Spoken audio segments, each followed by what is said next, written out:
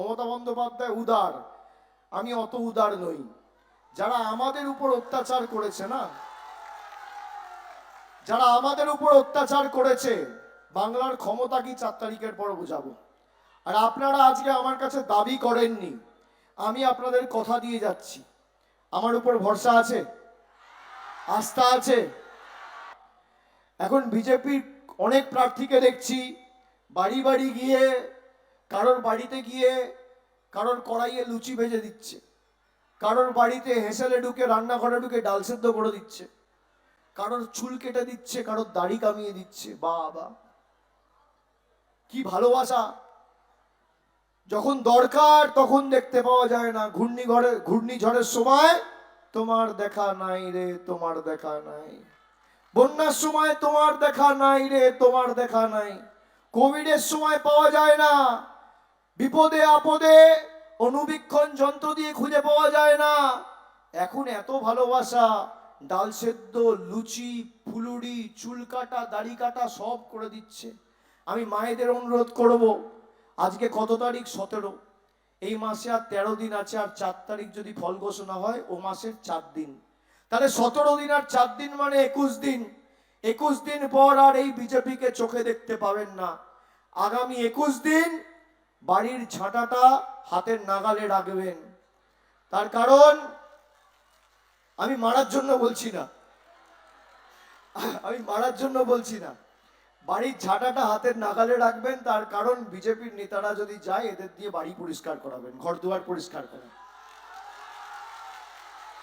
আর ভাইদের বলবো যে আগামী 21 দিন ভাই চুলদাড়ি কেটে টাকা নষ্ট করো না। বিজেপির নেতারা যাবে, এদের দিয়ে চুলদাড়ি কাটা। 4 তারিখ ফল ঘোষণা হবে, তারপর সব হাওয়া। বিজেপির নেতা আমি শুনেছি 7 কোটি টাকা দিয়ে নিজের বাড়ি বানিয়েছে, ভিতরে সুইমিং পুল, আর গরিব মানুষের বাড়ির টাকা বন্ধ। আমি শুনেছি, কতদূর সত্যি মিথ্যে জানি না। তিনি টাকা খেয়ে এখানে পেট্রোল পাম্প করেছেন। উত্তরপ্রদেশ, গুজরাট থেকে লোকেদের এনে পেট্রোল পাম্পের পাশে একটা বাড়ি রয়েছে, সেখানে রেখেছেন। আরে আমার নজরে সব আছে, সব।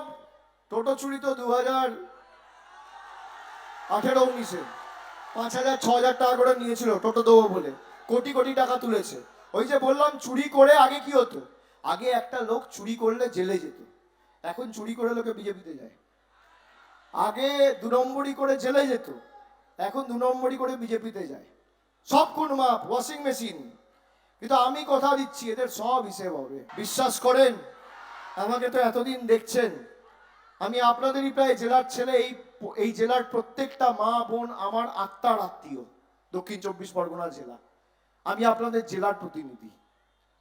আগামী দিন আমি কথা দিয়ে যাচ্ছি, আপনারা চাননি আমার থেকে, কিন্তু আগামী 5 বছরও লাগবে না, যত দ্রুত সম্ভব মথুরাপুরকে আমরা সাব ডিভিশন করবো। আমি কথা দিয়ে গেলাম,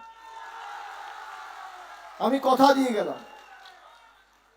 এর জন্য মুখ্যমন্ত্রীর সাথে আলোচনা করা, কথা বলা, আমি নিশ্চিতভাবে বলবো এটা আপনাদের পাওনা।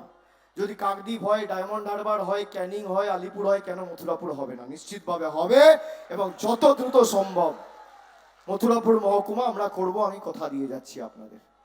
মহকুমা কোর্ট, মহকুমা অফিস, আপনাদের অনেক সুবিধা হবে। হবে না?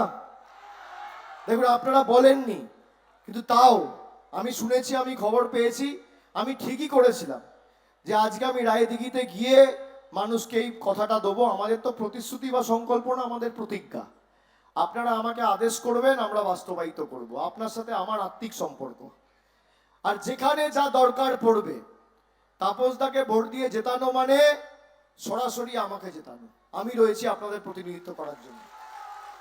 এই রায়দিঘির সার্বিক উন্নয়নের দায়িত্ব, দায়ভার আমাদের। এখানে সবাই আছে, উদয়, মানবেন্দ্র, ওদিকে শান্তনু, বাপুলিদের পুরো টিম, সবাই ঐক্যবদ্ধ হয়ে কাজ করছে।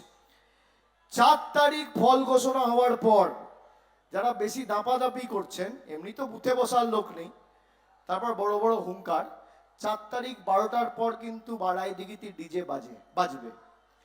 তারপর কোথায় পালাবে এদের লোকেরা দেখব। তাপসদা আসুন, কোথায় পালাবে দেখব। আর আমাদের দলের 5টা অঙ্গীকার, প্রতিজ্ঞা, প্রতিশ্রুতি আমি আপনাদের বলছি, এক হচ্ছে মায়েরা শুনে রাখুন, যতদিন আমাদের সরকার থাকবে আজীবন আপনারা লক্ষ্মীর ভান্ডার পাবেন, কেউ আপনাদের লক্ষ্মীর ভান্ডার আটকাতে পারবে না, আজীবন আজীবন। সাধারণ মহিলারা 1500 টাকা মাসে আর বছরে 18,000 টাকা, যে বছরে 18,000 পাচ্ছেন তার মানে 5 বছরে 90,000 টাকা। আর তপশিলি মায়েরা দিদিরা মাসে 1700 মানে বছরে 20,400, বছরে 20,400 আর 5 বছরে 1,02,000 টাকা সরাসরি আপনাদের ব্যাংক অ্যাকাউন্টে যাবে। যত দিন তৃণমূল থাকবে আজীবন আপনাদের লক্ষ্মীর ভান্ডার আপনারা পাবেন, কেউ আটকাতে পারবে না। 2 নম্বর, বাংলা জুড়ে যত বাড়ি আছে প্রত্যেকটা বাড়িতে প্রত্যেকটা ঘরে আগামী দিন নলবাহিত পানীয় জলের সুব্যবস্থা আমাদের মামাটি মানুষের সরকার করে দেবে। 3 নম্বর, যেভাবে ডায়মন্ড হারবারে সেবাশ্রয় ক্যাম্প হয়েছে দেখেছেন, একইভাবে রাজ্য সরকার ঘোষণা করেছে যে ব্লক ওয়াইজ এবং টাউন ওয়াইজ দুয়ারে স্বাস্থ্য শিবির তৈরি করে উন্নত মানের স্বাস্থ্য পরিষেবা মানুষকে পৌঁছে দেওয়া হবে বাংলা জুড়ে। 4র্থ, যত বয়োজ্যেষ্ঠ প্রবীণ নাগরিকেরা রয়েছেন যারা বার্ধক্য ভাতার ফর্ম ফিল আপ করেছিলেন, যাদের দেখার কেউ নেই, তারা হতাশ হয়েছিলেন, মমতা বন্দ্যোপাধ্যায় সরকার কথা দিয়েছে, আমাদের সরকার 4র্থবার প্রতিষ্ঠিত হওয়ার পর বাংলা জুড়ে যত বার্ধক্য ভাতার ফর্ম ফিল আপ করেছিলেন বা আগামী দিনে করবেন, সবার অ্যাকাউন্টে বার্ধক্য ভাতা আমাদের রাজ্য সরকার পৌঁছে দেবে। আর পঞ্চম, সাধারণত বাড়ির ক্ষেত্রে 60% টাকা দেয় কেন্দ্র সরকার, 40% টাকা দেয় রাজ্য সরকার। গত 5 বছর ধরে নরেন্দ্র মোদী বাংলার গরিব মানুষের বাড়ির খাতায় 5 পয়সা দেয়নি। গত 2 বছরে আমাদের সরকার 32 লক্ষ পরিবারকে বাড়ি দিয়েছে, 32 লক্ষ। তার মধ্যে রায়দিঘিতে কত বললাম, এখানে বাংলার বাড়ি পেয়েছেন প্রায় 25,900 জন, মানে প্রায় 26,000।